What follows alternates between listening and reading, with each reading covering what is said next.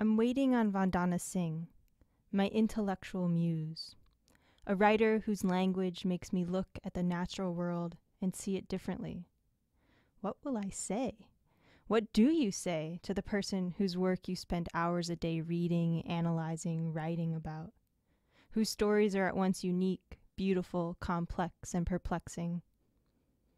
What a strange experience. So much uncertainty.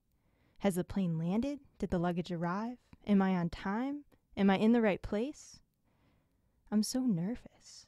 What will she look like? What will she think of me? How will she know who I am? I used to be a high school teacher, a job that I loved dearly and often miss. But I realized that I wanted to be a different kind of teacher, one who could continue to learn and study speculative fiction. The first story of Vandana's I read was Hunger. I was sitting in a dingy office, the radiator buzzing in the background, the smell of stale coffee hanging in the air. Suddenly, I'm in the mind of a young woman, a woman who sees the world differently than others. For her, it's a place full of hunger. Hungry men, hungry women, hungry plants, cockroaches, and frogs. It's an alien world where animals and humans look the same. But it's also strangely familiar. There is love and laughter, death and despair, but mostly there is hunger.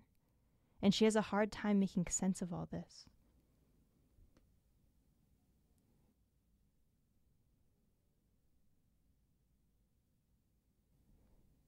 When I was little, I used to save up all my dimes so I could buy new books.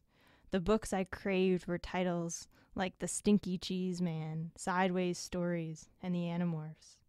Stories where the big bad wolf is actually not really that bad at all, where schools are 30 stories high, cows roam the hallways, and teachers can literally read their students' minds. Tales where children can morph into eagles and fly through the neighborhood after school. These tales told different stories.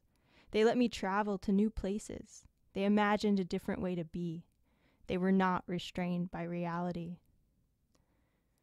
Speculative fiction is about what cannot be, or what cannot be as yet.